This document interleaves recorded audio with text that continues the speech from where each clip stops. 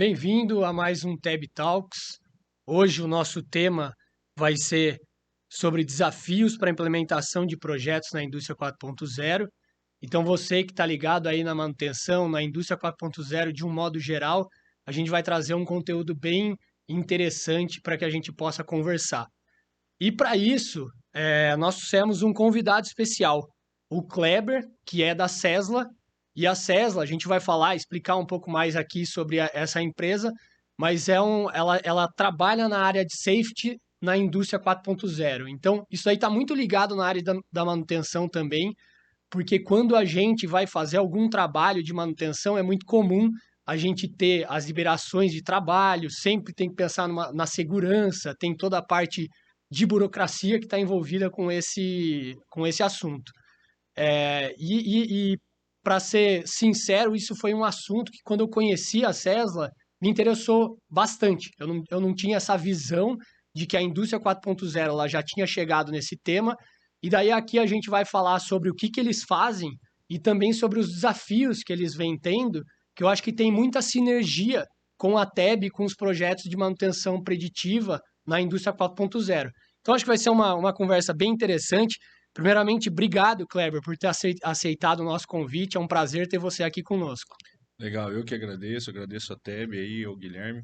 Nós tivemos também esse contato recente e foi muito bacana, parece que já de imediato rolou uma sinergia. E de verdade é isso, né? As áreas se complementam, né? Quando nós falamos de segurança de processo, segurança de pessoas, nada mais é do que qualquer operação industrial está conectada com gente que executa.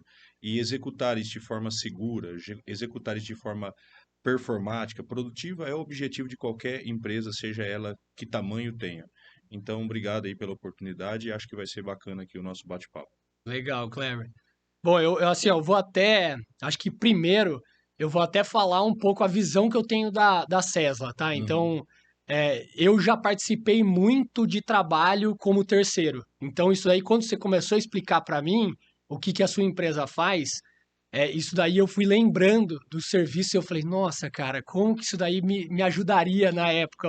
Ou traria mais facilidade, assim, né? Então, vocês trabalham desde a parte. Vocês têm, então, uma empresa que ela está muito voltada para essa parte de software, de uma solução que ela é baseada em software, e daí começa desde a parte de integração, onde vocês têm lá o gerenciamento da papelada, da ASO, de tudo isso daí, e daí vocês fazem um link, né?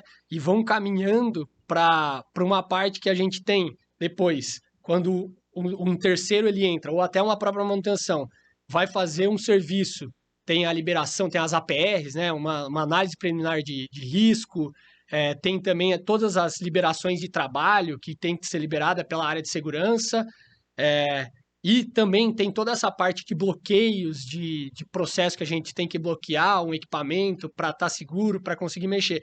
E isso me fez lembrar muito que, assim, no meu tempo, né, que não está muito distante até, mas você preencher essa burocracia era tudo papelada. Você ia lá, o técnico de É, segurança, ele vai lá, você tem que preencher com a mão suja, aí o papel já fica sujo, aí você vê que demora, aí eu não sei o que ele faz com esse papel, se ele guarda, se ele não guarda, enfim, acho que tem muita coisa aí. Você poderia dar assim um resumo para a gente do que é a Cesla e dessas vertentes que ela trabalha? legal. Eu até acho engraçado, às vezes o cara assim, caramba, eu ouvi esses dias isso, né, de um cliente. Vocês nasceram na hora certa, né? Vocês chegaram na hora da pandemia e aí a pandemia aguçou toda essa questão de tecnologia, de no paper, e vocês estavam na hora certa, no lugar certo, com o produto certo. Eu disse, olha, não, nós nascemos bem antes da pandemia. Quem criou ou pensou numa solução durante a pandemia, desse porte, ela não estaria pronta. Então, a primeira coisa é essa, né? Eu vi isso também do CEO, do CFO do iFood, né, com relação a isso, dizendo a mesma coisa. Nós começamos lá há 10 anos atrás, e o César começou a ideia nasceu em 2009, 2009, 2010. Então a gente já era bem pioneiro que éramos malucos, né? Porque Você naquela já época trabalhava nessa área, assim, sempre nós somos oriundos do mercado de safety, né? Então, Tá, o nosso slogan é tecnologia com DNA de safety, porque nós temos 24 anos de mercado de safety. Nós nascemos aí. E eu digo que o Cesla nasceu das dores operacionais. A gente usa isso como comercial, né? É excesso de papel, é sistemas que não se conversavam, é armazenamento de papel, é busca por documento para evidências jurídicas que você nunca encontrava, né? O tempo daquela galera da área de manutenção, os prestadores de serviço parados ali na portaria com o braço cruzado, esperando por um onboarding, por uma integração, ou esperando porque o ASO não chegou e exato. manda por e-mail, vai mandar não sei para quem validar. Nós nascemos disso, né? Então o Cesla hoje ele oferta uma solução que vai do pedido de compras de um Uhum, prestador de serviço até uma permissão de trabalho de alto risco. Então ele não é uma ferramenta de gestão de terceiros. Ele é uma ferramenta de gestão de contratados, ele é uma ferramenta de permissão de trabalho que se conecta com lockout e tagout, que se conecta com near miss, que se conecta com inspeção e checklist. Então, esse conjunto, essa conexão de produtos é que faz a gente entregar hoje performance aí na ordem até alguns cases de 60% nós tivemos. Mas em média 35 a 40% de legal, performance. Porque era muita burocracia. legal. É isso. Então, assim, até para. Vamos lá, vocês vão fazer isso daí que você falou, da permissão, da análise dos documentos. Isso daí já é um problema que é muito comum, né? Até, por exemplo, tem a liberação, mas daí na portaria você já não está liberado porque não tem essa integração de sistemas ou alguma coisa do tipo. Mas vocês fazem essa parte dessa gestão, assim, de análise de papelada, Uhum. aí vocês vão para a parte da execução do trabalho, que ela já está linkada numa parte. Acho que é legal você falar também que isso daí é tudo digital, né? Não é, a ideia principal é substituir toda a papelada para o paperless que você tinha comentado. Na verdade, o projeto ele já nasceu paperless, ele já nasceu zero papel. Nós temos um grande player, um dos principais players nosso, que é do segmento sucroalcooleiro, e são 30 usinas de cana-de-açúcar que usa a ferramenta de permissão.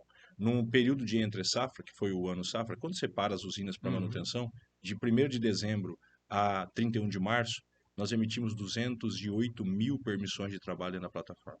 A gente está falando de algo de 1.400.000 folhas de papel. Que isso ia para um estoque físico, que amanhã ia ter que falar assim, Guilherme, pega para mim lá os documentos do José da Silva, que eu tenho aqui uma ação trabalhista, uma documentação que eu preciso apresentar, e aí eu vou encontrar isso aonde, de que forma aquele papel amassado, sujo, que você pegou no final do dia, que hora ele volta para a área de compliance, hora ele desaparece, ninguém sabe onde foi parar, choveu, molhou, voou. Então é isso que nós fazemos hoje, né? Nós costumamos dizer no cérebro o seguinte, o ser humano que viveu os últimos 30 anos, viveu a maior evolução da espécie humana. Sim, 30, não vou nem longe. Antigamente eu falava assim, eu tenho 45, eu falava 50, mas eu acho que 30. Então é muito difícil entender e acompanhar tudo isso, né? Nós temos processos que vêm sendo aplicados desde a década de 70. Então, se você vai para uma unidade de processo industrial, por exemplo, de uma usina, de um negócio de óleo e gás, antigamente eu tinha uma operação que tinha 30 pessoas, uma unidade de processo. Hoje eu tenho 8, eu tenho 9, e produz mais do que aquela época. uhum, Se não fosse ferramentas tecnológicas como a de vocês, como as nossas, isso não seria possível, né? Essa interação homem-máquina, esse input de dados em tempo real, esse informe dizendo, olha, atento para isso, atento para aquilo, né? Eu não teria condições de gerir uma área desse tamanho, porque não era diferente o homem de 20 anos atrás do de hoje no sentido operacional. A diferença é os processos que melhoraram, né? sim. Sem dúvida. E aí, o que que você vê assim de maior benefício até de quando você implementa esse sistema no seu cliente? É muito engraçado, né? Nos primeiros 6 meses, nós sofremos, né? Porque ninguém quer. Aham, Ninguém quer. Por que que não quer? Justamente porque até que tudo se conecte, até que tudo que se converse, eu gero dor. O sim, sistema gera dor. Toda sim, implementação, toda mudança de cultura, toda mudança de processo, ela gera dor. Tem aquele que não quer, tem aqueles que adoram e não vê a hora de começar, mas naturalmente, à medida que o projeto é implementado e ele solidifica, aí é o contrário. Se ele ficar fora 10 minutos, alguém vai gritar: pelo amor de Deus, eu não quero sim, prancheta mais, né? sim, Mas legal. tem sempre esse time de amadurecimento. O ponto principal é revisitar processos, revisitar procedimentos. Tem muitos clientes que têm processo e procedimento escrito da década de 70, de 80, e muitas coisas se mudaram. Então, fica a dica, né? Revisite procedimento, reescreva procedimento e adeque o seu procedimento, o seu processo à era atual. O seu operador de hoje, o seu mecânico de hoje, o seu engenheiro de hoje é um cara É, de 30 anos, é um cara de 25, 30 anos, 35. Esse cara, ele é conectado com device, ele é conectado com rede social, ele é conectado com celular, com tablet. eu acho Ele que não é mais o cara da prancheta do papel. exato. Acho que já entra num ponto que a gente estava falando dos desafios, né, para a implementação de projetos na indústria 4.0. Acho que isso já tem totalmente a ver com esse tema que a gente traz aqui. E é uma coisa que a gente vê no nosso segmento também, que é bem o que você falou. Antigamente o pessoal tinha medo de, por exemplo, dar um tablet pro mecânico que ele não saberia usar. Ele ia ficar perdido, é muito complicado.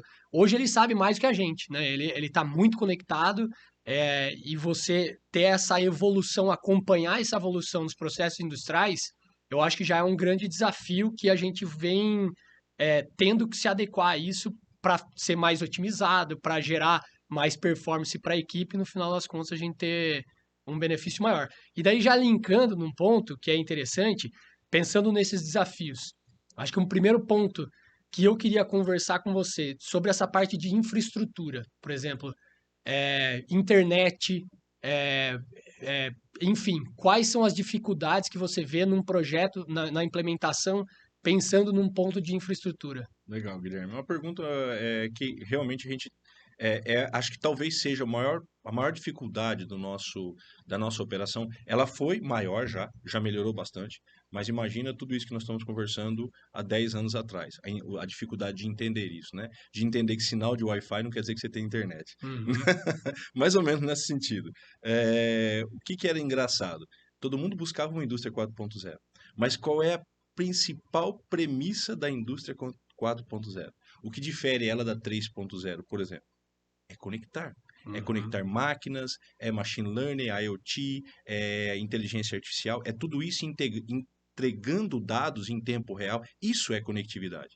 E aí, quando a gente chega na indústria brasileira, nós temos aí, por exemplo, a performance da CNI, da Confederação Nacional da Indústria, que mais da metade das indústrias brasileiras ainda não tem sequer qualquer sistema implementado. Porque o Brasil não é feito de grandes players. Uhum. Quem gera emprego, quem gera volume de trabalho são pequenos e médios players. Então, esse tipo de coisa ainda é gatinha no Brasil. Se a gente olhar para a Alemanha, olhar para Japão, países desenvolvidos, que usam muito indústria 4.0, a gente está falando ainda de 15 a 20% de indústria 4.0. E Tá. aqui a gente está falando de menos de 5 ainda.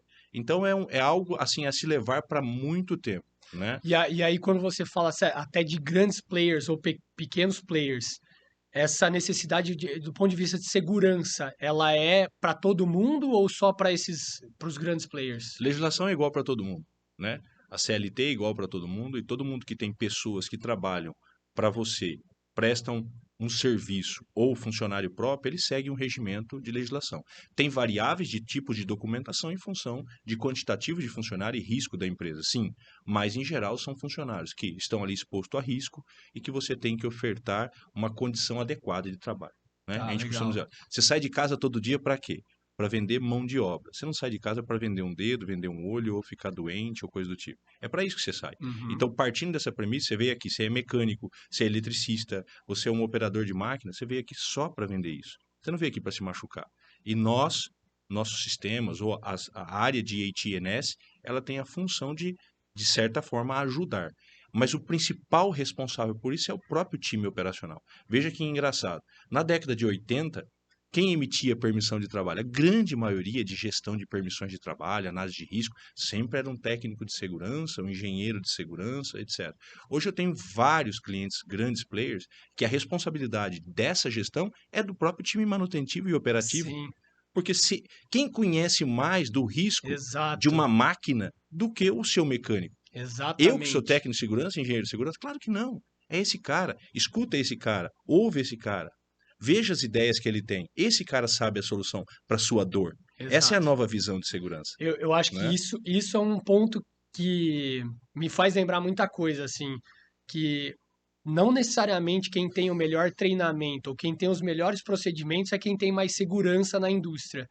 E eu já passei por diversos casos em que você tem um treinamento, uma integração gigantesca, só que na aplicação, lá na máquina, não é executado. Não, você não tem segurança real. E o contrário também é verdade. Eu já passei por empresas que nem integração eu tive, Uhum. só que a hora que você vai lá, o pessoal da operação ele tem a consciência de segurança da máquina. E você sente que você está trabalhando com muito mais segurança. Então, esse é um ponto até.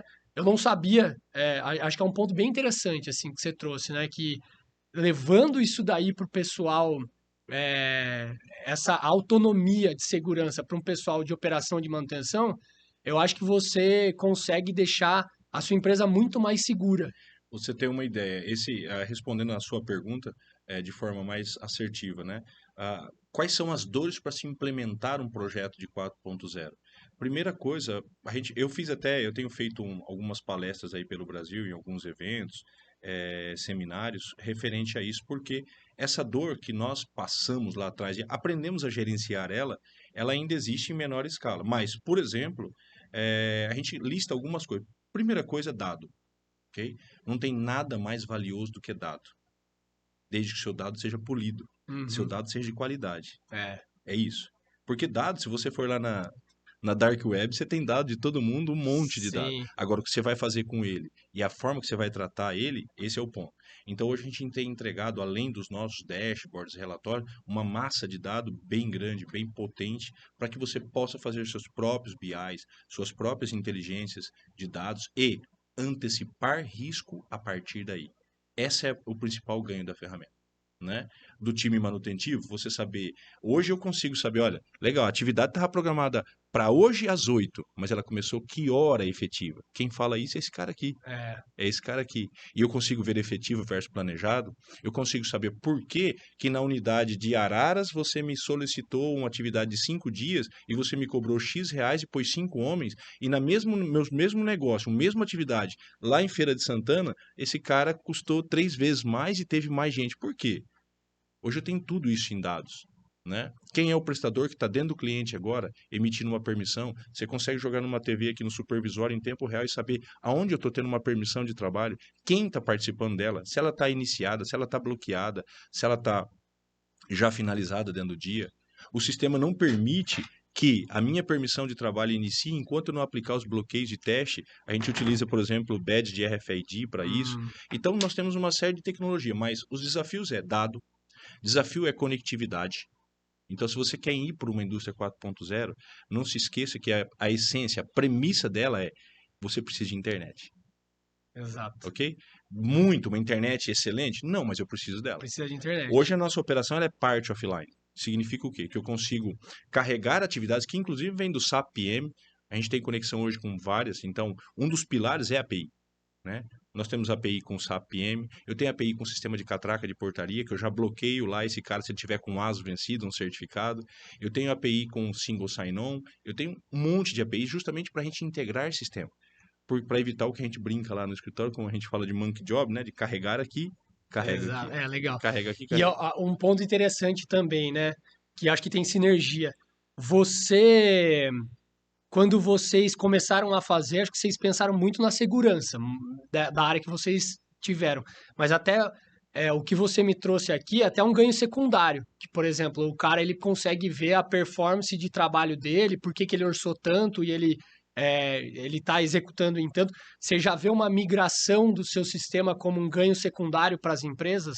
Na verdade, quando a gente fala de segurança, não é segurança só do trabalho, é segurança de processo, né? Por exemplo, a gente tem entendimento de tempo de manutenção, de quanto tempo é uma preventiva para que aquele equipamento não pare inadvertidamente e pare meu processo. Tudo isso se integra hoje. Tudo isso é integrado. Então, se eu tenho uma massa de dados, o seu sistema tem uma massa de dados, por que não colocar eles para conversar e daí polir o dado? Ou seja, Sim. que informação eu tiro de lá, tiro daqui, tiro daquele, e eu consigo fazer um dado, uma estratificação adequada para o que eu necessito.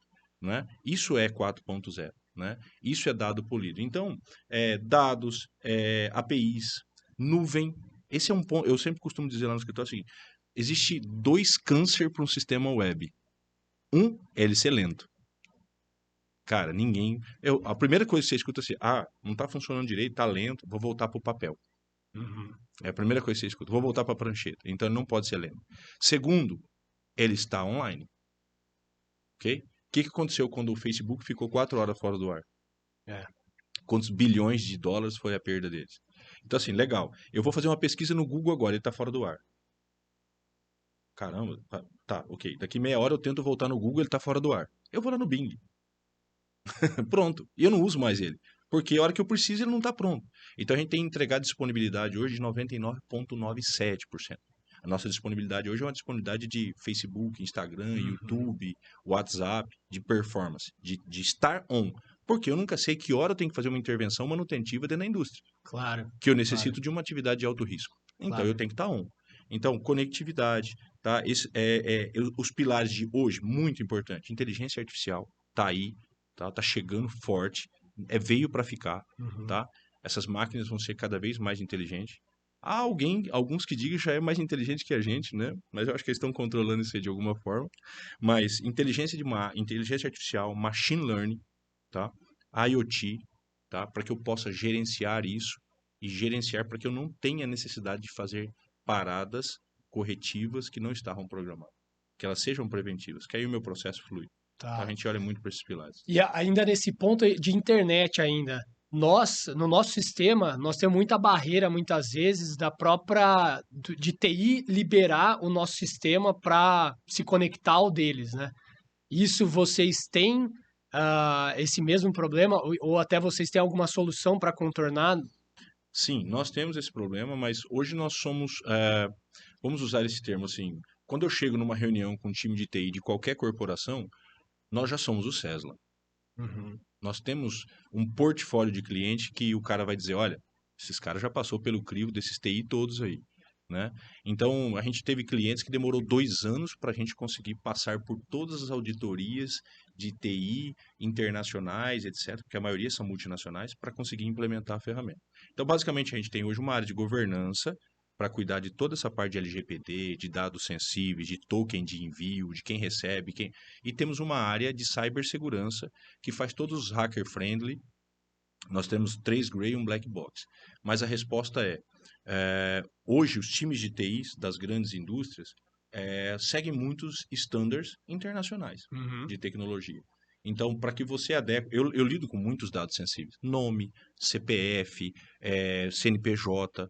Por quê? Imagina que eu faço a gestão de um terceiro, de todos os funcionários dele, ok? Até ele entrar numa atividade de alto risco. Exames médicos, capacitações, etc. Então, a gente tem que ter isso muito forte. Mas as barreiras maiores que a gente costuma dizer é que o TI do seu cliente, ele precisa entender o que você vai fazer de forma correta. Então, assim, o pessoal chama para o reunião e fala assim: nós vamos implementar esse sistema teu, mas é só na Play Store, Apple Store, baixar, né? É login e senha. Não precisa nem envolver TI. Eu já falo, opa, parou, né? Isso é um projeto multidisciplinar. Esse projeto Cesla envolve TI, ele envolve RH, ele envolve engenharia, manutenção, facilities, utilities, é multidisciplinar. Porque a ferramenta não está trazendo solução para safety, está trazendo solução para todo mundo. É dor de todo mundo isso. É dor desde o porteiro até o seu time operacional lá no pé de um tanque para fazer uma atividade numa bomba. Tudo isso é dor. Então não é dor só de uma área. É dor de todo mundo. Então tem que ser multidisciplinar. E quando você, que tipo de conexão que você tem que fazer? Você tem que conectar as suas ferramentas, assim, qual que é a necessidade de entrar, o seu sistema entrar na rede deles, do Essa é a cliente? parte mais legal. Nada. Tá. Eu não preciso de nada. Eu preciso que o TI basicamente entenda o nosso projeto, valide o nosso projeto. O máximo que talvez a gente precisa, devido a um AD Single Sign-On, um Dual Factor, é que a gente tenha lá o nosso. É uma página web. Uhum. Então eu tenho isso numa whitelist. Para que a hora que ele loga, ele não entra numa lista e bloqueia, numa É. blacklist lá. É um whitelist, basicamente. Mas eu não preciso de cloud, de nuvem. Por quê? Os clouds dedicados ao cliente, então os nossos principais players, ele tem um cloud dedicado, mas é gerido por nós. Porque meu código-fonte está lá dentro. Então não é Uhum. o TI do cliente que gera esse dado, mas é dele. O cloud é dedicado. O dado é seu, o sistema é nosso. Sim. Né? A gente sempre diz isso. Isso é um SaaS. O dado é seu, o sistema é nosso. Então, basicamente, eu preciso disso e preciso que o cliente defina, por exemplo, alguns pilares de performance. As APIs, se ele vai usar device, tablet ou celular, quantos, né? Vou dar um exemplo para você. Refinaria de petróleo de Mataripe. Nós temos 70 devices desse. Isso é um celular à prova de explosão. Custa R$ 20.000 cada um. É. Entendeu? Isso tem que estar no teu projeto. A Ryzen tem mais de 1.000 tablets na operação. Só intrínseco, acho que são mais de 100 já. Ok? No caso deles, são tablets não celular. Cada um custa mais de R$ 20.000. Então, assim, se você não vê valor no projeto, você não vai investir um dinheiro desse. É. Você não vai colocar. É, Então, isso tem que estar na tua lista de coisas, sim. né? Conectividade. Eu preciso de 10 megabytes de internet. Internet de padaria. O meu moleque fala, né? Isso é internet de padaria, né? Não precisa de uma internet muito veloz, mas eu preciso dela. Ou seja, eu vou a campo agora, eu vou lá para a área operacional e emitir uma permissão de trabalho. Eu tenho 10 serviços hoje. Eu tenho limpeza de tanque, eu tenho limpeza de telhado, manutenção de bombas. Eu tenho 10 atividades. Essas atividades contêm análise de risco, essas atividades contêm permissão. Então, quando eu vou, eu sincronizo quem? Eu carrego quem? As atividades. E depois eu vou offline. Posso entrar Tá. em porão, posso ir lá na área de ETA, ETE, entrar dentro de zero conectividade, inclusive 3G e 4G, que ele vai funcionar. Essa é uma grande vantagem do projeto. Mas a gente teve que fazer isso no Brasil porque a gente não tinha internet. Sim. Significa o quê? Que eu estou emitindo uma permissão de trabalho lá na ETA agora, lá na estação de tratamento, na ETE. Eu consigo saber que aquela permissão está acontecendo? Enquanto ela estiver só aqui, não. Eu preciso sincronizar. Claro. Eu tenho um 3G ou 4G lá? Show. Manda e eu já consigo ver na planta onde está Tá. tendo. Mas se não, eu tenho esse delay.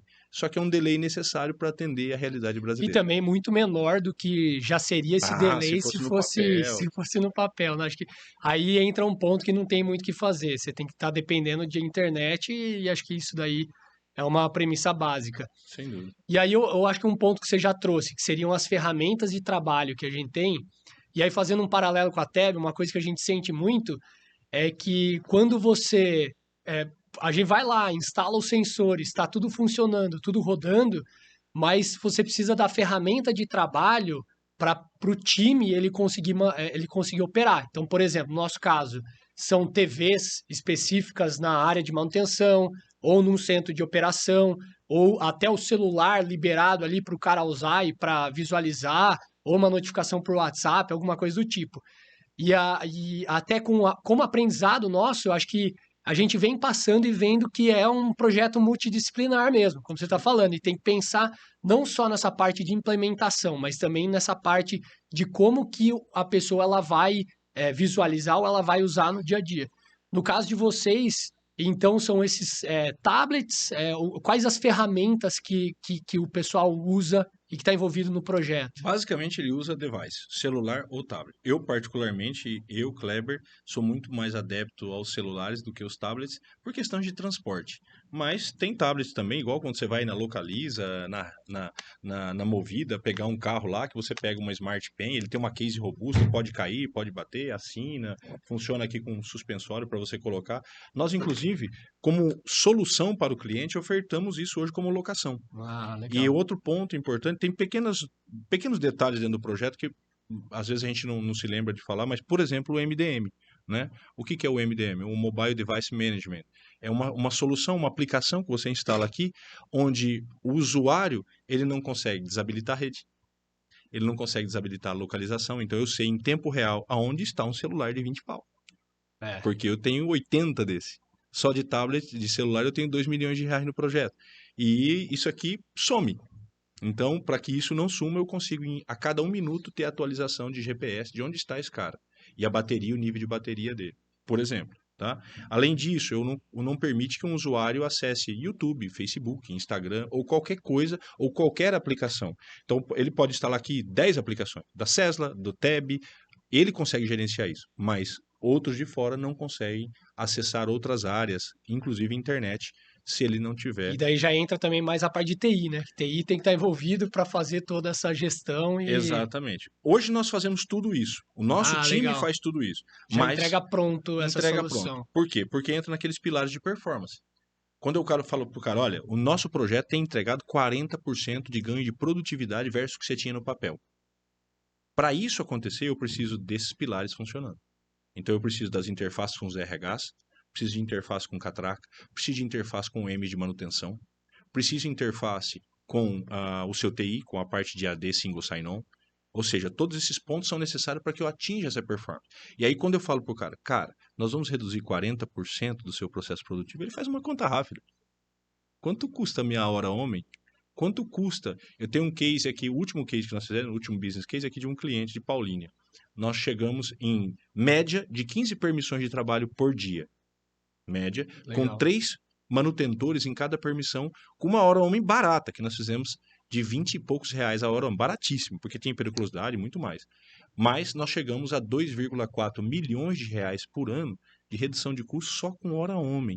Fora o compliance. Essa hora homem que você diz é por conta das burocracias que o tempo diminui, a solução diminui esse tempo. É só isso. Por exemplo, hoje você consegue fazer toda a validação documental de um prestador, incluindo uma parte de inteligência artificial documental, que ele já identifica uma série de fraudes, etc., na documentação.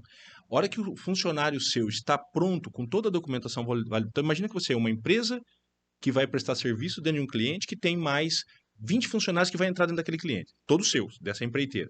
Então eu consigo gerenciar se é empreita, se é subempreita, pode ou não pode. A hora que eu valido tudo isso, o sistema fala assim, vamos agendar a integração? Aí o cliente que define se essa integração é presencial ou e-learning.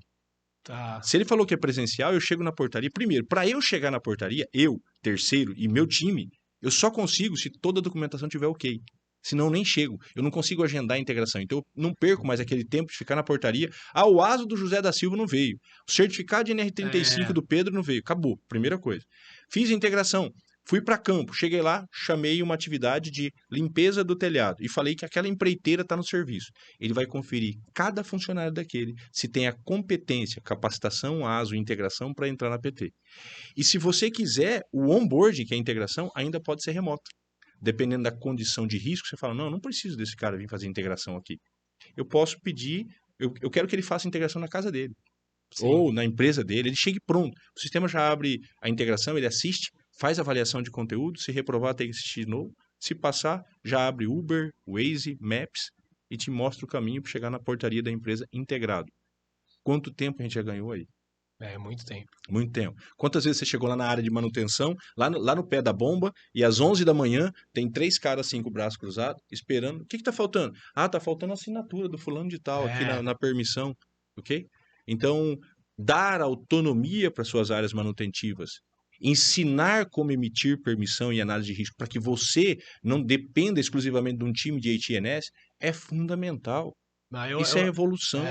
Eu particularmente acho esse trabalho de vocês incrível, assim, porque acho que todo o pessoal de manutenção que passa por isso daí é uma dor gigante. É uma dor que é o que você falou. Você chega lá, tá todo mundo parado. Por quê? Porque precisa da assinatura de uma pessoa que, no final das contas, nem está sendo efetiva, porque muitas vezes a própria manutenção sabe melhor a segurança, avaliar ali a segurança, ou tem que só estabelecer procedimento. E o detalhe, né? A gente está falando de produtividade. E aí, olhando para o lado do compliance, aí pode acontecer o que acontece também, do tipo, Guilherme, você vai participar da permissão? Vou. Nossa, Guilherme, seu nome não está aparecendo aqui. Porque você não tem qualificação para aquele tipo de PT.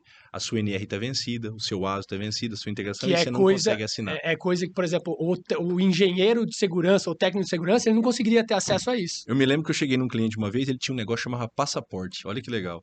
Era uma caderneta de papel dessa grossura, era uma caderneta mesmo. E tinha lá todos os cursos que a pessoa tinha, um carimbo da segurança, porque eles olhavam para aquilo antes do cara poder entrar numa permissão de altura. Então ele ia ver se o cara tinha NR35, aí falava que tinha, ele assinava.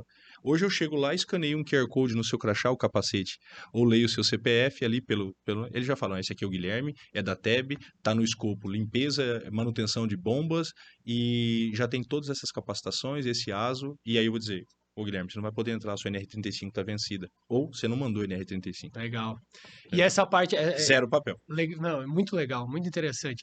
Essa parte de economia que vocês têm de custo, você mostra para o cliente, como é que você faz esse ganho, esse ROI do seu cliente? É os business cases nossos que mostram isso. Porque é fundamental. Se a gente está falando de um projeto. Basicamente, qualquer conta que você faz, é assim, né? Você vai comprar qualquer coisa. Seja você uma pessoa física. Você vai Qual é o benefício que isso vai te trazer? É o investimento.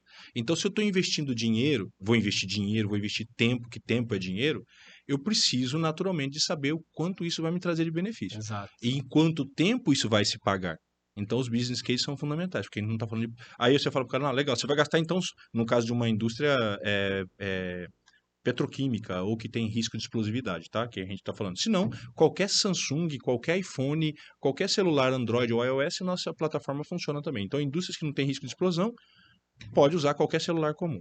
Mas quando eu chego numa indústria, por exemplo, petroquímica, eu falo, vou gastar 2 milhões de reais só em celular e tablet, o cara fala, caramba, mas É, de onde que vai sair esse dinheiro? Aí eu vou dizer, olha, vai sair daqui, daqui, daqui, e daqui 8 meses, 10 meses você já pagou esse investimento. legal. Aí isso é fundamental, Não, muito, muito interessante. tá? Bom, a gente já falou então dessa parte de infraestrutura que a gente comentou de internet, nós falamos também dessa parte de ferramenta, né? Aí um outro ponto que eu acho que é interessante é essa parte da liderança estar envolvida, do projeto ele ter uma aceitação, como ele é multidisciplinar, né? Ele precisa, é uma mudança de cultura que você tem que fazer, mas tem que ter aderência da liderança para que isso daí venha de cima para baixo.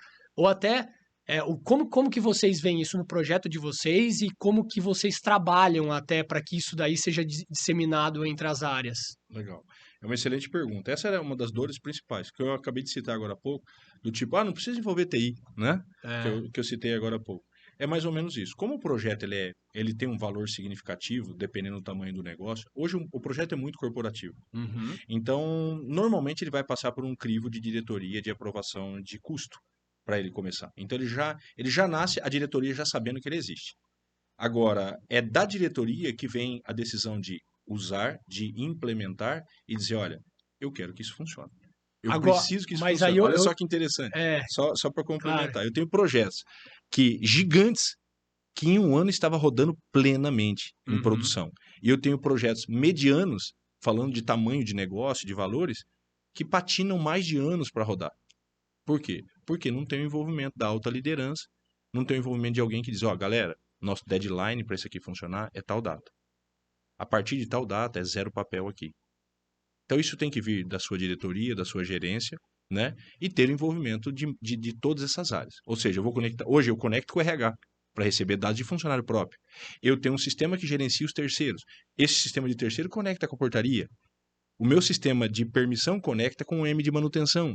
Então, se isso não tiver integrado e essas áreas não estiverem participando do projeto, ou você vai ter duas coisas. Ou alguém que vai te boicotar, É, tá? Que isso é muito comum, muito comum. né? Do tipo, não me envolveram no começo, agora vocês se viram aí, né? Ou você não vai ter um projeto que vai te trazer a performance esperada. Mas aí eu falo até é uma coisa muito natural que a gente vê. O benefício que que o sistema de vocês, que a Cesla traz, é muito para o pessoal do chão de fábrica, o pessoal que está ali, que vai executar o trabalho, né?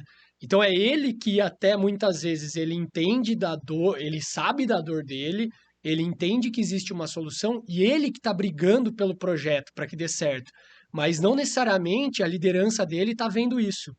Como é que isso daí é comum ou como que vocês trabalham para essa informação sair de baixo e ir até em cima? Na verdade, a gente usa aquela regra dos pilares, né? Nós temos dois pilares dentro do Cesla que é premissa para qualquer coisa que a gente vai fazer: compliance, produtividade. Se for bom para compliance, que é administração de área de segurança, RH, controladoria, a gerência que quer compliance, que quer documentação, que quer assinatura, que quer evidência para uma fiscalização, para uma ação trabalhista, isso é compliance. Se for bom para esses caras, mas se você atrasar em 10 minutos a mais a operação por conta da sua ferramenta, a operação vai gritar, porque a produtividade está sendo perdida. Então, se for bom para produtividade, mas não for compliance, a sua área de compliance não vai deixar. Então, como são dois pilares essenciais, a gente traz valor para os dois. Esse valor, você demora mais para ver. Ele é médio e longo prazo. O compliance é aquilo que você vai deixar de gastar, é o dinheiro que você vai deixar de tirar do bolso a médio e longo prazo, com uma ação Sim. trabalhista, com problemas jurídicos. Já a produtividade é agora. É o resultado que eu vejo primeiro. Então, quando a gente fala de 40% de ganho, é de produtividade. Mas se as Exato. duas áreas não entender que o projeto é benéfico e é multidisciplinar, a gente não vai caminhar. Não vai Legal. caminhar. Então, a gente já mostra desde o começo, olha, isso aqui vai para você vai trazer esse e esse ganho, e para você esse e esse ganho. Então, todo mundo está ganhando aqui. Todo mundo tá ganhando. Aí, geralmente, Kleber, vocês fazem, por exemplo, o primeiro ponto de contato com vocês é o pessoal de segurança. Mas aí vocês fazem várias reuniões para explicar como que é esse convencimento. Legal. Quem tem dor procura remédio. É. Então, sempre, a grande maioria dos clientes chegam através de um funil de vendas, né? Que a gente faz muito forte em Meta, Facebook, Instagram, por incrível que pareça, né? Hoje, os nossos principais funis de vendas são redes sociais, né? Legal. E Google, né? E as redes sociais são mais fortes do que o LinkedIn para esse tipo de coisa. Tá? O LinkedIn é muito profissional, muito conectado durante o dia. Então a gente sempre recebe leads 10 da noite, 11 da noite, é a hora que você, ou pós-janta, né? Que você está ali navegando e olhando o que tem. E aí você tem dor no seu dia a dia. Você está cansado daquela dor que você teve o dia Uhum. inteiro. Aí aparece ali alguma coisa na tua tela, o cara quer saber. Só que, em geral, essas pessoas não têm poder de decisão. Esse Então, cara é de segurança, geralmente. segurança, e a gente tem muita gente hoje da área de facilities, de engenharia, que também procura. Tá, Tá? Por quê? Porque muitas vezes é a dor dele, a tá. dor operacional dele. Então, mas em geral a maioria é segurança, né? Esse cara se conecta com a gente, aí a gente faz um trabalho de entender quem é o negócio dele, o tamanho do negócio dele, se faz sentido o projeto para ele, e aí nós vamos escalonando. Então, às vezes a gente já chegou o caso da gente ter 6, 7 reuniões para chegar nas pessoas de tomada de decisão. O mais difícil é que a gente parte de uma unidade para um projeto corporativo. Então, às vezes o cara liga e Legal. fala, pô, é aqui da unidade da empresa X, aqui em Feira de Santana. Você fala, pô, que legal. Mas, cara, esse projeto é corporativo. Ele não vai rodar só aí. Então, a gente tem que fazer todo um trabalho de entender quem é o canal, quem é o contato, para a gente trazer de cima para baixo de forma corporativa. Porque Legal. todo mundo fala que tem corporativo, até a gente chegar na segunda planta. Quando a gente chega na segunda planta, a gente já entende que o procedimento é diferente. Todo mundo lá em cima fala que é corporativo. Mas quando a gente vai para a operação, cada unidade que você visita tem um procedimento diferente, Tá. tem uma linha a mais na permissão de trabalho e etc. Então isso vai ter que mudar, vai ter que estandarizar. E aí é onde começa as discussões. Ah, Por entendi. isso que a gente tem que partir de um corporativo. Sim, E senão eu não consigo entregar BI, não consigo te entregar inteligência de dados. Porque se cada lugar aplica de um jeito e faz de um jeito, não tem standard, né? legal. E agora vamos falar, o pessoal fechou, você conseguiu fazer todo esse convencimento, vamos implementar o projeto. E agora nesse onboarding, assim, ou nessa fase inicial, como que é esse trabalho, e como que essa mudança de cultura agora é o mais importante, né? A partir do momento que você fecha esse trabalho e mudar a cultura multidisciplinar de um monte de gente, é uma coisa que você tem que ter intensidade ali, ou como que vocês lidam com isso e qual que é esse procedimento? Outra excelente pergunta. Basicamente isso que nós estamos fazendo aqui agora. Chama todo mundo para o bate-papo. Todo mundo quem? Segurança, manutenção, operação, gerência. Define os responsáveis, os owners do projeto, TI, ok? E aí a gente define, em função do projeto, de como ele vai ser conduzido, quem vai participar em cada pedaço, né? Então o time de segurança nos ajuda a modelar a ferramenta, para que os modelos de permissão, logotipo, cores, perguntas de checklist, grupos de assinatura, quem assina PT de altura, espaço confinado, é a área de segurança que define. Ok? Operacionalmente, eu preciso me conectar com o SAP para receber um OM de manutenção que está vindo de lá. É, Aí eu vou ter que falar com o time de manutenção, de engenharia, de projetos, ok? Eu vou ter que conectar com o RH, tá aqui o RH, eu preciso me conectar e receber dados dos seus funcionários, nome, CPF, NR, ASO, etc, tá? E aí o nosso sistema de terceiro vai receber dados de terceiro. Então a gente põe todo mundo na mesa, define as responsabilidades e a partir daí a gente caminha o projeto em paralelo. Tudo que envolve TI, as APIs, interface entre sistemas, e a gente não pode esquecer disso, quando a gente fala de interface entre sistemas, então se eu estou me conectando ao sistema da TEB, eu preciso do TI da TEB, do TI da Cesla e do TI do cliente. Esse uhum, bate-papo é com os três. sim, Só que eu não preciso da área de segurança, de RH, etc., participando desse bate-papo. Então isso caminha paralelo. Lá na frente se encontra, no ambiente de produção.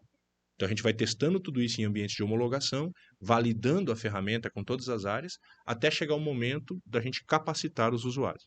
Capacitou é o último step, né? Hoje a gente trabalha com universidade corporativa, então você capacita, eles têm que fazer prova, têm que receber ah, certificado, esse é um ponto muito importante. Porque antigamente ligava pra gente no suporte um cara que fazia 2 dias que ele estava na empresa e alguém deu um login e senha para ele e falou, ó, tô, usa. E ele não sabia usar. Então, assim, hoje o nosso suporte é o usuário de nível 1, é o cara que conhece. Se ele está ligando é porque ele tem um problema, que ele sabe usar. Então, esse usuário tem, inclusive, recebe certificado e toda a documentação. Legal. Para ele começar a usar. Aí a gente faz a virada de chave, que a gente chama de Go Live. Então, a gente cobra o projeto assim, um valor de implantação, que vai toda essa fase aí, que leva aí de 60 até 120 dias de implantação. 3, 4 meses para pôr para rodar. Essa fase você paga um valor único, chamado implantação. A hora que vira a chave, aí você passa a pagar um valor mensal, que é corrigido anualmente por IPCA. Como, Legal. tá? Basicamente isso. Muito Como interessante. SaaS mesmo. Acho que é muito interessante essa parte aí, o treinamento, para você já ter Fundamental. um nível aí de acesso e também de entendimento do sistema, para não ter aquelas perguntas, tipo, que o cara não tá vendo o botão, né? Tipo, não sabe onde é o botão, ou não tá vendo alguma coisa. Acha que tem internet, não tem. Algumas coisas meio básicas, eu acho que isso é fundamental. Mas acho que a gente já falou de vários pontos interessantes, né? Então, só para recapitular aqui, a gente falou de infraestrutura, da parte de internet, depois a gente falou das ferramentas, que é a parte dos celulares, dos tablets que vocês fazem. A gente falou também do envolvimento da liderança no projeto, e daí essa parte de mudança de cultura que vocês fazem, essa implementação do projeto, ao treinamento para rodar isso aí. Tem mais algum ponto que você vê que é importante?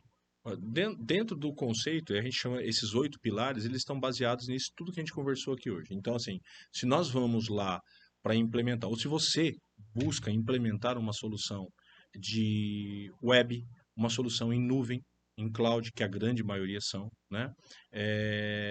As barreiras são menores hoje, inclusive do próprio TI, o entendimento que o seu TI tem, mas a gente sempre explica isso. Olha para a empresa que você está contratando. Uma coisa que eu valorizo muito no Sesla é esse DNA de safety, esses 24 anos de campo. Porque se você olhar o que eu estou falando aqui e a linha de raciocínio que eu estou apresentando, ela é muito conectada com a operação. Isso Muito. só é possível por quê? Porque nós passamos por todas essas dores dentro da operação industrial. Então, ter uma empresa de tecnologia que não tem essa conexão, porque muito difícil, você busca no mercado uma empresa e fala, eu quero construir um sistema de permissão. O cara fala, tá, eu construo, que jeito você quer? Eu escrevo o requisito e desenho e faço. Vai levar 2 anos, vai custar alguns milhões de reais e depois não esqueça que você vai precisar de um squad para sustentar. É, Essa é a diferença do SaaS e do software house, ok? Em vez de você ter um software seu, você usar um software de mercado. Porque o software de mercado, eu tenho 100 clientes compartilhando os custos manutentivos e operativos dele. Quando você tem um software seu, é seu, você vai ter que cuidar. E um squad hoje custa caríssimo. Um squad de 8 pessoas hoje em TI, ele vai custar aí tranquilo R$ 150.000 por é. mês. E acho que também você está especializado em uma área, você acaba conhecendo tipo a dor de cliente diferente, e isso daí acaba beneficiando um e outro, né? Isso é fundamental. Nós temos sucro alcooleiro, nós temos papel e celulose, nós temos óleo e gás, nós temos alimentício, nós temos automotivo, nós temos farmacêutico, um monte, cooperativas, nós temos um monte de segmentos com áreas de segurança, com necessidades diferentes, todo dia ajudando a melhorar a É. ferramenta, E aí eu acho que você né? pode chegar para o seu cliente e falar assim, cara, você tem um procedimento burocrático que não está dando resultado. O meu outro cliente tem um procedimento que é totalmente fluido e que olha o resultado que eles estão tendo. Olha que legal, a gente escuta assim de vez em quando. Vocês podem nos ajudar a remodelar nosso procedimento? É, A gente escuta isso bastante. Esse DNA de safety nos permite isso hoje. Olhar para o seu procedimento e falar, cara, eu vou dar um exemplo, né? Às vezes a gente pega uma permissão de trabalho e já começa com 2 perguntas assim. Os funcionários estão capacitados? Aí você fala, por que você está fazendo essa pergunta? Se não tiver, o sistema não deixa ele assinar mais. é. Aí na sequência ele pergunta, todos os funcionários estão com atestado de saúde em dia? Por que você está fazendo essa pergunta? Se não tiver, ele não assina mais. Então você começa a enxugar a sua permissão, que era gigante, fica menor, fica mais inteligente, faz com que você reduza tempo de produtividade sem ferir o compliance. Exato. Eu acho que você melhora o compliance, né? Porque essa pergunta que você acabou de fazer, vocês têm o ASO? Se alguém tiver ali, vai falar que tem também. Ele não Exato, vai falar, não, eu não tenho. Chegou naquele ponto, o cara exato. nem sabe muitas vezes, ele não tem essa. Aquele requisito específico para executar aquele trabalho, nem ele, muitas vezes, ele não sabe que tem esse cruzamento de informação, E é né? muito cruzamento. É Porque eu muito cruzamento de cruzo a informação. capacitação, eu cruzo integração, eu cruzo ASO e É, aptidão de ASO. é. São 4 coisas. E aí eu acho que um outro ponto que me vem na cabeça, assim, que quando você coloca essa tecnologia e deixa a responsabilidade para o próprio time de operação ou de manutenção, gera mais engajamento, no Muito. meu ponto de vista. Porque é diferente eu executar um trabalho como manutenção e falar assim, espera que o pessoal da segurança tem que liberar. Então eu só tô. O pessoal da segurança é o chato. Agora, Exatamente. não. Eu vou usar o sistema, eu sou responsável. Eu me lembro quando eu comecei com segurança do trabalho, não vou nem falar quando, que já vai entregar a minha idade, né? Mas a gente andava pela área fazendo inspeções para ver se as pessoas estavam usando os equipamentos de segurança, fazia inspeções para ver se os funcionários estavam seguindo o procedimento. E eu ficava incomodado com aquilo, já jovem naquela época, incomodado, porque eu dizia, cara, se o seu funcionário falta, você é encarregado de manutenção. Se o seu funcionário falta, você sabe. Se a performance dele não está boa, você sabe. Se ele não está seguindo os procedimentos internos, seu de manutenção, você sabe. Por que a segurança precisa de alguém para cuidar? A segurança é o seu funcionário. É você e seu funcionário. E é ele que faz. É Então, verdade. aí você começa a pensar, por que, de novo, acho que a gente começou o podcast, né? Por que eu preciso de um técnico de segurança para assinar minha permissão se eu tenho conhecimento de risco e da operação que me permite fazer isso? Ou seja, capacite o seu profissional de operação, de manutenção, para que ele tenha condição técnica de fazer isso. Entendo algumas atividades de alto risco, do tipo espaço confinado, um caso ou outro, que talvez seja necessária a presença da segurança. Ok, não tem problema. Mas a grande maioria é revisitar procedimento. A gente pega dentro da indústria procedimento do procedimento do procedimento. Análise de risco, olha, se a sua atividade é rotineira, você faz uma análise de risco, não precisa fazer toda vez. Você não precisa fazer permissão de trabalho para atividades rotineiras. Revise seus procedimentos. Enxugue a sua operação para que ela seja produtiva, sem deixar de ser segura. Né? Legal, Tá? muito interessante.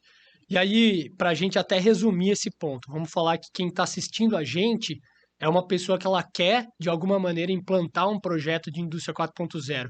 Quais são as dicas que você dá para essa pessoa? Legal. A dica é, hoje ainda, né, envolva de imediato as suas áreas, entenda-se o seu projeto, quais são as áreas que ele envolve, e já traga esse pessoal para dentro. Né? A gente tem muito um ego, assim, do tipo, eu que achei o César, É, eu que achei na internet, e aqui vai ser o piloto, porque aqui, cara, faz sentido para o negócio, para todo mundo, envolva todo mundo, porque você ganha força. Você ganha engajamento das áreas que querem e têm a mesma dor que você. Então já traga de início essas áreas que eu falei, TI, manutenção, etc. É o primeiro passo. O segundo passo é entender quanto essa dor está te custando hoje. uhum, Para você saber, eu sempre digo, a gente tem dificuldade em apresentar esses custos, né, na operação. Então, diz assim, ó, legal, hoje eu gasto X com hora-homem perdida, com compliance, ações trabalhistas milionárias que a gente já teve aí porque perdeu isso, perdeu aquilo, e eu vou gastar X por mês aqui. Isso aqui vai ter uma implantação que vai custar X, que paga em X meses. Leve dessa forma. Tá? O seu stakeholder, ele é baseado em dados. Se você não levar dados, ele não vai aprovar seu projeto. Tá? Essa é a dica, hein? estruturar, né? Conseguir estruturar de uma maneira que você convença. Porque a gente fica tão empolgado que a gente já pega ali meia dúzia de dados e sai correndo para apresentar para minha É, gerência para pegar a aprovação. E uma proposta comercial. Hoje, às vezes, a gente leva 3 meses para chegar numa proposta comercial, para entender o detalhe do cliente. Por exemplo, cloud. Por exemplo, nuvem. As nuvens são pagas em dólar. Para você ter uma nuvem ISO 27000, ou você vai cair em Amazon, ou você vai cair em Azure, que é Microsoft, ou você vai cair em DigitalOcean, você vai cair nos principais aí do mercado, que é caríssimo, Google Cloud, sim. tá? Então você paga em dólar. Se você está armazenando dado desnecessário, ou você projeta um cloud gigante para uma necessidade pequena, você vai gastar dinheiro à toa. Então, olhar para tudo isso é necessário. E a gente te ajuda a fazer isso naturalmente Legal. na fase inicial, antes de chegar numa proposta comercial, para a gente ser assertivo e não assustar com valores e não deixar de mostrar os ganhos e benefícios que isso vai trazer. Legal, muito bom, Né? muito bom. E aí, pensa, e a Cesla, falando da Cesla em si agora, a visão de futuro que vocês têm para essa área. Não, acho que como empresa, não necessariamente tem a ver com a área safety, eu não sei qual que é a ideia, mas a visão de futuro, vocês pensam em integrar mais áreas, ou outros produtos, ou outros tipos de soluções? Legal. Ó, o Cesla está crescendo, cresceu muito nos últimos anos. Nós já temos projeto aí. Hoje já é um projeto Latinoamérica, então a gente opera em vários países além do Brasil, até o México. Temos já projetos de escritórios nos Estados Unidos e na Europa nos próximos 5 anos, já para expandir, porque essas dores não é só do Brasil. Essas dores é todo mundo. Alguns países mais desenvolvidos, em função da cultura dos trabalhadores e da cultura que tem o país, ele é menos burocrático que o Brasil, mas não deixa de ter as dores. Então é um projeto global, não é um projeto nacional. Então o que eu vejo hoje é muito mais interface entre sistemas e máquinas. Eu acho que esse é o futuro. Machine Learning, o Cesla vai estar se conectando com várias ferramentas hoje, né? Com Machine Learning, com IoT, com inteligência artificial, para a gente ter cada vez mais antecipação do risco, trabalhando em prol da prevenção de acidentes. E quando eu digo acidente, não é só de seres humanos. Acidentes de um modo geral, incluindo perdas Tá. materiais. Então, eu acho que o caminho é isso é a indústria 4.0, É, conectar. Está chegando o digital, a gente já está falando em realidade virtual, realidade aumentada, já tem gente vivendo um mundo paralelo aí, etc, né? Então, é assim, é difícil a gente falar, antigamente a gente falava, nossa, a previsão para daqui 5... Não, cara. A previsão, se você acertar ela muito, talvez seja com é 5 anos, no máximo 10. Mas a gente tem um norte, né? legal. Meu pai falava isso quando eu era moleque, né? Você tá meio desnorteado, né? Então, ter um norte é o mais importante. Para onde nós estamos indo? Qual é o nosso norte? Para onde caminhamos? Então, nós caminhamos para conectar cada vez mais soluções que entreguem resultado, né, para as áreas multidisciplinares da indústria e não só para a área de que nós nascemos. E aí você acha, pegando um gancho nessa parte de conectividade, é, você tem, hoje em dia a gente está tendo solução para cada área. Então você tem uma área para safety, e a gente tem uma área para manutenção preditiva, é, enfim, aí a gente tem dados vindos de todos os lugares. Como é que você enxerga essa conectividade, ou até como que essa pessoa vai enxergar isso? Não sei, você tem uma visão sobre isso daí? Eu tenho a seguinte visão, e eu carrego essa visão há muitos anos comigo. Nada é mais importante numa indústria do que produzir e vender. Eu escuto o tempo todo, olha, mais o meio ambiente, mais a segurança, mais a qualidade. Claro, são muito importantes. São áreas de apoio, manutenção, todas são áreas que apoiam para o quê? Para que eu possa vender e entregar no prazo. É, Porque isso é o que dá dinheiro e põe dinheiro no caixa para pagar as contas, inclusive salário e etc, etc. Então não exatamente. tem nada mais importante que isso, desculpa.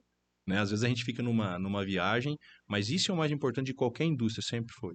Então, partindo dessa premissa, seja o Cesla, seja a Teb, qualquer empresa, ela entrega o quê? Ela, de certa forma, está entregando uma ferramenta para te ajudar a manter performance.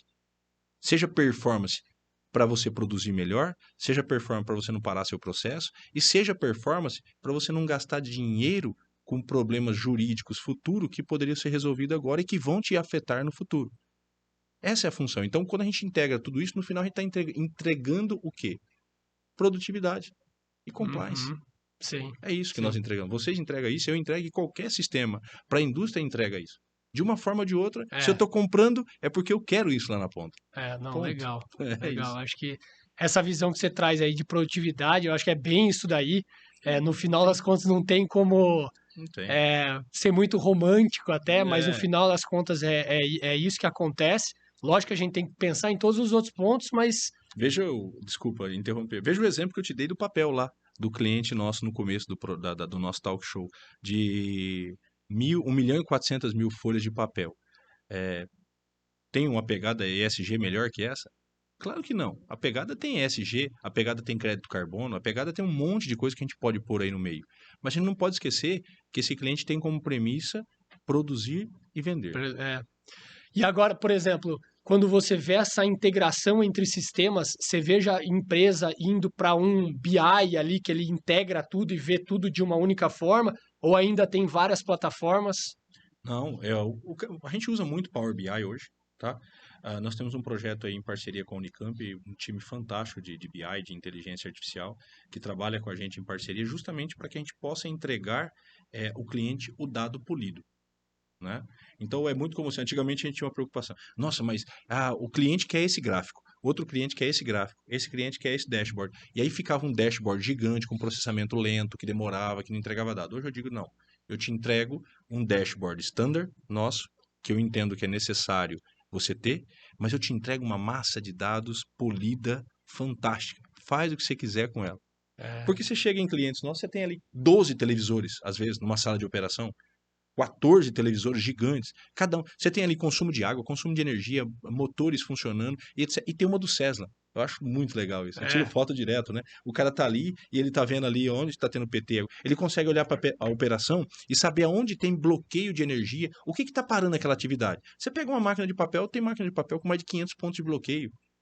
Tá? Uma parada geral de máquina de papel, a gente está entregando em média 30% mais performance em bloqueio sistêmico do que o que se fazia antigamente, né? Do ponto de vista operacional, sem deixar de ser seguro. Então, é isso que a gente olha.